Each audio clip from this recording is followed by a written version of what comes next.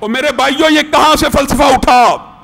باطنیوں کا، سبائیوں کا، رافضیوں کا۔ آئیے لغت کی دنیا میں، شریعت کی دنیا میں صرف ایک بات کو سمجھیے۔ آپ سے میں پوچھتا ہوں آپ کی گھر والی کا کیا حال ہے، تو اس سے مراد کیا ہوگا؟ پاکستان اور بر صغیر میں تو اس سے مراد بیوی لی جاتی ہے، بیٹی بھی اہل عرب میں لی جاتی ہے، کوئی حرج کی بات نہیں۔ لیکن ایمانداری سے بتلائیے، کسی مرد سے پوچھا جائے تیری گھر والی کا کیا حال ہے، مراد کیا ہو گئی؟ بیوی۔ اور کسی بیوی سے پوچھا جائے عورت سے تیرے گھر والے کا کیا حال ہے، مراد کیا ہوگی؟ خامند۔ بچے بھی ہوں گے، بیٹے بھی ہوں گے، بیٹیاں بھی ہوں گی۔ لیکن یہ فلسفہ کہاں سے آیا کہ اہل بیت اور گھر والوں سے مراد دماد اور بیٹی تو ہو سکتے ہیں لیکن بیوی نہیں؟ یہ فلسفہ کہاں سے ہے؟ اٹھائیے سورۃ احزاب، جو آج کے بعد یہ بکواس کرے قرآن پاک کھولیے، 22واں پارہ جہاں سے شروع ہو رہا ہے، اور پیچھے سے بھی سورۃ احزاب پڑھنا شروع کر دیجئے۔ اللہ رب العزت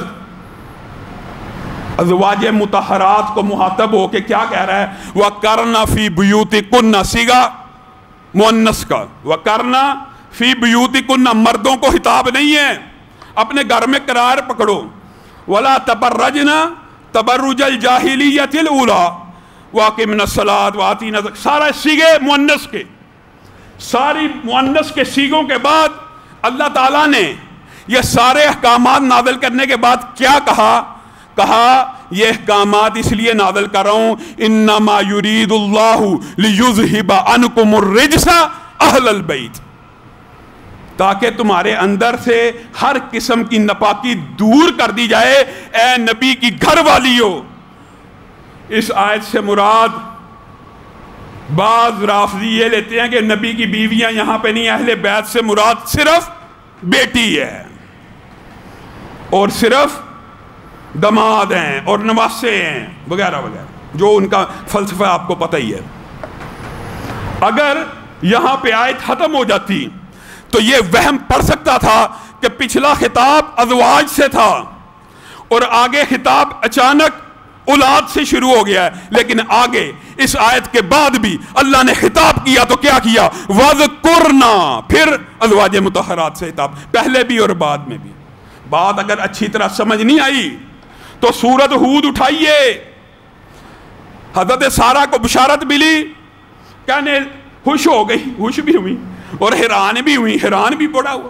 بوڑھی عورت ابراہیم بوڑھے ہو گئے ہیں، میں بانچ ہوں، اس عمر میں بچہ۔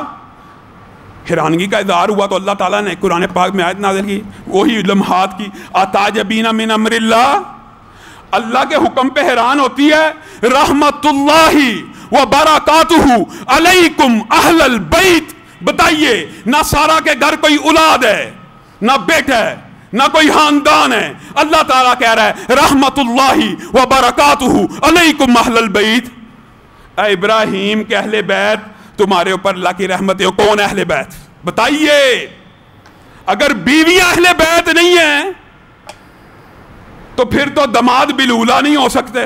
ایک لاجک اور فلسفے کی بات کر رہا ہوں، ہم تو مانتے ہیں رسول اللہ نے کہہ دیا ہم نے مان لیا، یہ تمہارا مسئلہ ہے۔ قرآن پاک میں بھی اہل بیت اگر کہا گیا بیویوں کو کہا گیا، انہوں نے اعزازی اہل بیت کو بھی اہل بیت اصلی بنا لیا، بنانا چاہیے، کیونکہ رسول اللہ نے جس کو اپنا اہل بیت کا ہم نے مان لیا، لیکن جو اصل اہل بیت ہے اس کو اہل بیت سے نکال دیا۔ اللہ تعالیٰ جو کہا گیا، جو سنا گیا، اس کو سمجھنے کی توفیق عنایت۔